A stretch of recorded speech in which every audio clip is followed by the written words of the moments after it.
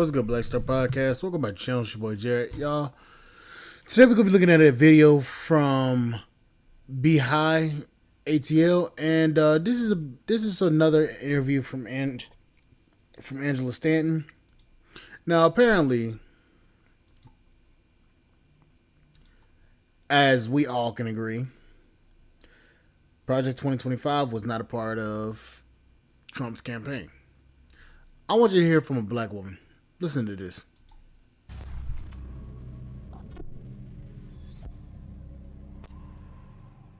Right. What is this new Trump America gonna look like for black people, though, Andrew? I mean, because we got a lot of fear mongering going on. Okay, first of all, let's touch the Project 25 situation. Mm-hmm. What are your thoughts on that? What's really going on with it? Well, reality is that Project 2025 was never a part of any Trump's initiatives. He denied it several times. It's not up on his website.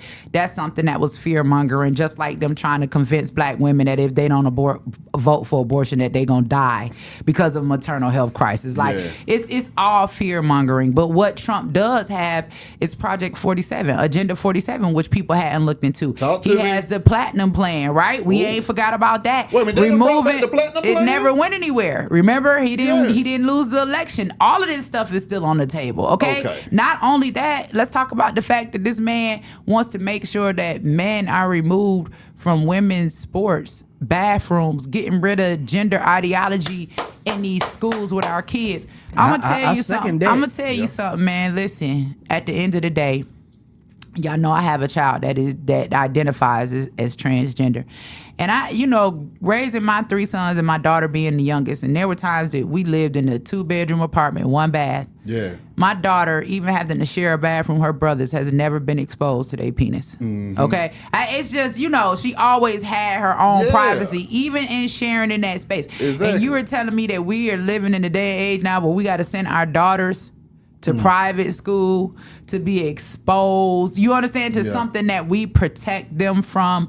I'm talking about in elementary school, telling little boys that they can be girls, telling little girls they can be boys. We're not sending our children. It's no offense against anybody, but that's confusion. Mm-hmm. When we was kids, we ain't had to deal with that. Exactly. You do if you like whatever you liked, but you knew you was a girl or a boy. Yeah. It is mass confusion, and that's why we need Bobby in and make America healthy again to go against Big Pharma, because it's a way for them to make money. They playing Frankenstein with our kids. Okay, so you're talking about Project 47. Agenda 47. Agenda 47. Now, what's going on with Agenda 47? Everybody need to go do their own research about Agenda 47, but Agenda 47 is another chapter of making America great again for us. I was just on Ray Daniels' show the other day, and he was like, sis, what if we don't feel like, when was America ever great for us? I said, Ray, nigga, you made America great for you? Come on. A lot of my partners is millionaires. I'm going to just be honest. And we got it out the mud. Yeah. Out the mud. Exactly. I don't understand how people could say that somebody said something and I literally prove it. I literally prove it wrong, as well as several other content creators prove them wrong, and they still believe it just because a politician said it. Trump is a businessman. Think about it. Trump's a businessman. Why would he effectively destroy his ability to make more money by voting against your rights? Or voting to try to keep you from getting money? Because in turn, it makes him money. Think about it. If I'm the president of the United States, I'm going to implement policies that are going to help businesses make more money. Career politicians will lie to your fucking face and promise you shit and don't even do nothing. We can say this at least about Trump. He stand on business about a lot of shit. None of them born with a spoon in their mouth. Come on. We got it because we had to get it. Nobody gave us nothing. Poverty is not an excuse, okay, for these people to have power and control over every single aspect of our life. You understand where I'm coming from? So if we live in America, because my birth certificate say America. I don't know what y'all say. Yeah. Okay, but mine say America. Yeah. I know my mama, my grandmama, all my ancestors are born here in America. I know that my businesses are in America. I know that my school that my children attend and stuff in America. Like I am an American citizen. So making America great does include me if I'm an American. And how do we do that? You see what they doing in New York already? In New York, they already now denying. They was giving immigrants $350 a week in food stamps. Now, I know black women that's being told to abort their babies because they can't afford them. Come on. They might get $350 a month in food stamps. $350 a week in the state of New York where more black babies are being aborted than they're being born. For people to come here from another country. You understand where I'm coming from? Like, why is the message to us no reparations, abortion, okay? But the message to everybody else, okay? Ukraine, billions of dollars, open the border. How do you have funding for all of these people to come from these other countries when you can't even take care of your own citizens? We're going to get into funding to our community in this new Trump presidency. I believe we are. We got funding the last time. But the thing about it is what our people look for is the word reparations. Yeah, see, I don't give a damn about no reparations. don't have I to need say some reparations. business money. I need some scholarships for some students to go to school. I need something to help folks buy houses. Funding with no education is a problem, though, I say, man. Like, and that's one thing that Bobby spoke about. And he said if he was to get elected when we had the meeting, he don't think it will ever be reparation. But he had a plan. Is that plan that Bobby had for that meeting that we had with him was still being forced with Trump? All of that. I'm going to say this about reparations. We do need reparations, but I'm going to say this. The reparations we need is the ability to be able to build our own businesses without our businesses being destroyed and the funding for them. That's what I believe our reparations should be. We should be allowed to build our businesses and be able to function without somebody coming in and trying to take our shit. Because you give us, let's say for instance, you give us a cash payment. Okay? Let's say you give us a cash payment of $1 million. People will blow that shit quick. Especially niggas in the hood. They'll blow that shit quick, going to buy a damn Rolls Royce, going to buy something with that money, which they should, but they won't be able to keep it long term.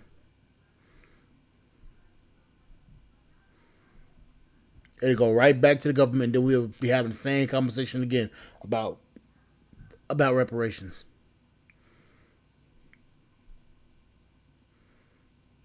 We know that's true. The moment that the money get blown away, the money go right back into the government, go right back into the damn white community. We'll be having the same conversation about reparations because we didn't supposedly get nowhere. So yes, we do need it because we never got it. But I believe it should be funding towards our businesses and funding towards trying to build up black people. See, white people, when they supposedly gave them reparations, they gave them reparations because of the ending of slavery, because their quote unquote property was taken away. And there's a reason why I said quote unquote property, because we were never property. We were property to them, but their property was allowed to leave, and they were never compensated for it. So they gave them money. And they also gave them the their plantations, or gave them land. That land grew, and they built upon that land, and they, at least I say, hired us with a little to no pay. They hired us to build up their land, to build up these cities. And we were never properly compensated for that. That's going to be enforced because we're at the table where we have decision-making capability, which is why Bobby wouldn't accept the role of vice president. Okay? Because the role of vice president was extended to Bobby. And Bobby turned it down because you really don't really have any power with VP. You can't take your own staff. You can't make your own decisions. But because we're going in and we have power, not only is that on the table, that's something that I'm going to be pushing, right? Yeah. And Bobby is somebody that understands the importance of replenishing our communities because his track record says that this not somebody that's, we just found somewhere to Bobby, the Kennedys have a history of helping the black community in every aspect, and that's going to be continued. And so, I'm more than confident. Yeah. So the phone call leaked with Bobby and Trump when they had all of that going on. What was that about? The same thing that I just spoke about, a same call that was made to Kamala, right? And they dissed us and ignored us. It was being independent and working with both sides and trying to bring unity to this country. Like what me and Ray Daniels did the other day. Like, I'm the only person up there that would kind of sort of represent the Republican Party, although I'm an independent now. Us coming to the table and all sitting down and saying, let's stop fighting, let's stop the division. Come on, right? Man. We wanted Kamala at the table too. Like, I don't believe you a black woman. That's okay. You ain't got to convince me on that, but I'm willing to work with you to help black women, if that's what you really want to do. I'm here to help you give black women another option besides free abortion and the burden of the black maternal health crisis. Because when we use our common sense and we understand that birth is natural, we realize that when they say to us that all black women dying from giving birth, that they basically saying that all black cows dying or all black dogs or all black horses. Like, you're not going to tell me that the most natural thing, because every person on this earth comes from being birthed, okay, that we dying just because we black. That shit ain't going to fly. Exactly. You know what I'm saying? And I agree with her, because if you really take a look at take a look at health professionals, they prioritize white women's health over black women's. So you preaching about giving black women the ability to be able to abort children, but you're not taking a look at the policies that are on the books or the different health practices that are being provided to black women versus white women. That's the reason why there's a black maternal health risk, is because they don't prioritize black women's needs when it comes to birthing children. So it's something more sinister is happening, and maybe it's the C-sections because they get paid an extra $30,000 and like it's not natural to cut somebody in half. Like that's not the natural. Even when you come down through the uterus, it helps to form and shape your head. Like it is a process that's put in place, and we have gone so far from everything that is original, that is of God.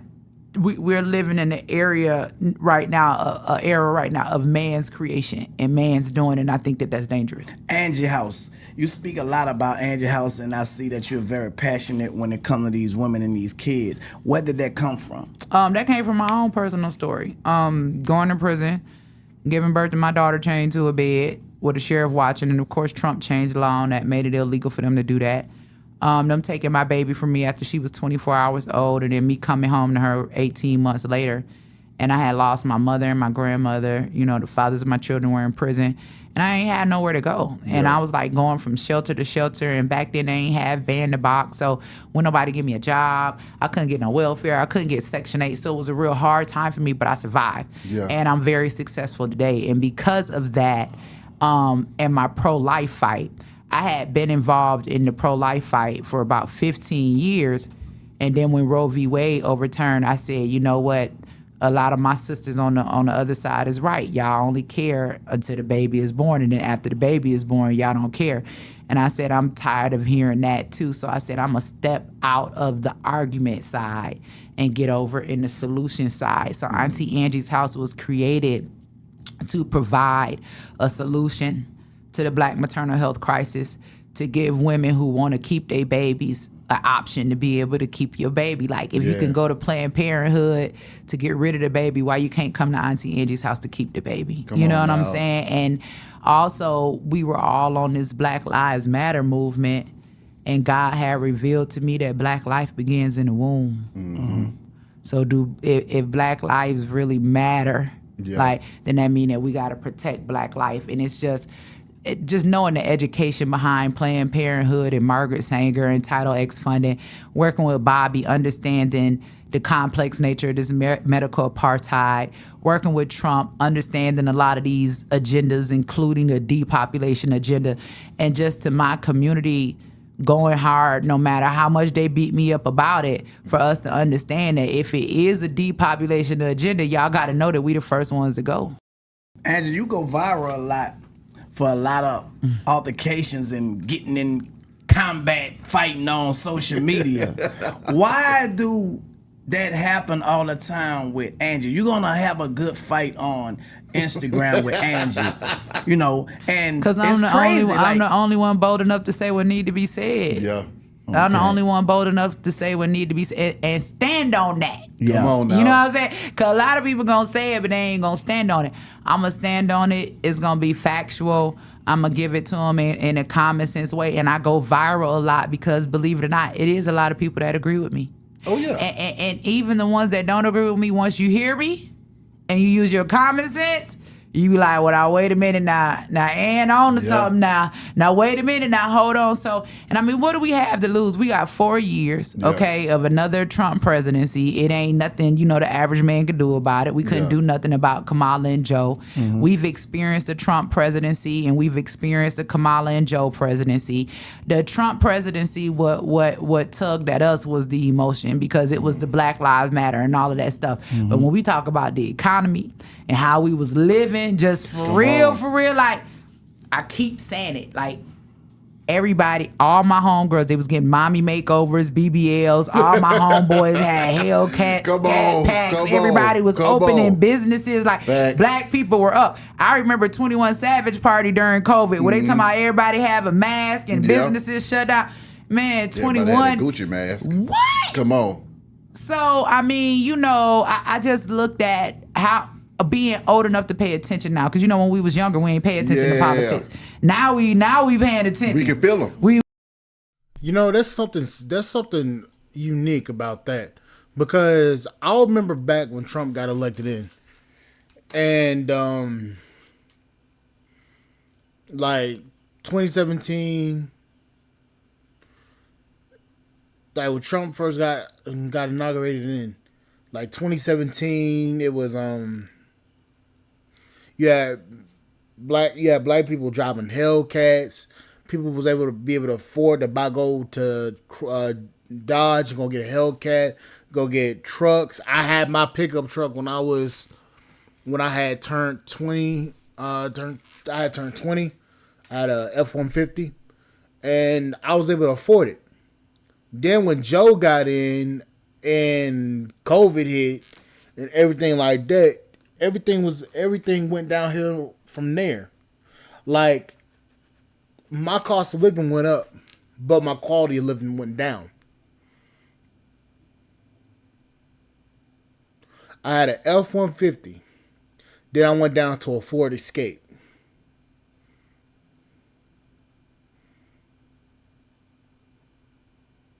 Payment stayed the same, but the car went down. I couldn't afford none. Then I had to get a second job back in 2022. And I had to work 2 jobs day and night. Lost my primary job during night times. Then my daytime job became my main job, which is where I'm still at. And my cost of living has still been going down steadily.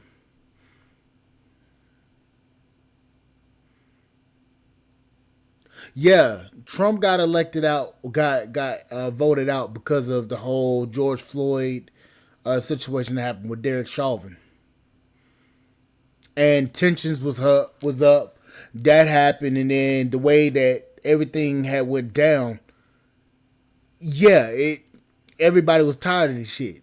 Now we're in a Biden Harris economy, and the economy is shit. You can't afford to pay for your rent. You can't afford to go out and get a car if you want one. You can't afford to do nothing. Everybody's credit score has suffered. But I believe this. I believe with Trump coming back in and everything still being the same like it is, or everything that's about to change, I got a feeling that it's about to be a season where we can actually run the bag up and actually start making more money, us as a community, regardless if you like them or not. Because think about it, and to all the chicks out there doing OnlyFans and shit like that, let's have a conversation. If men are making more money and are able to spend more money, your wallets go up, regardless of how you want to believe it or not. It's true, because ain't nobody gonna stop doing OnlyFans. No, let's be honest. A lot of these hoes ain't gonna stop doing OnlyFans, but that's the truth.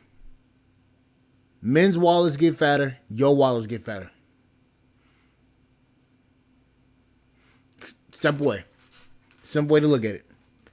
I don't like saying it like that, but it's the truth.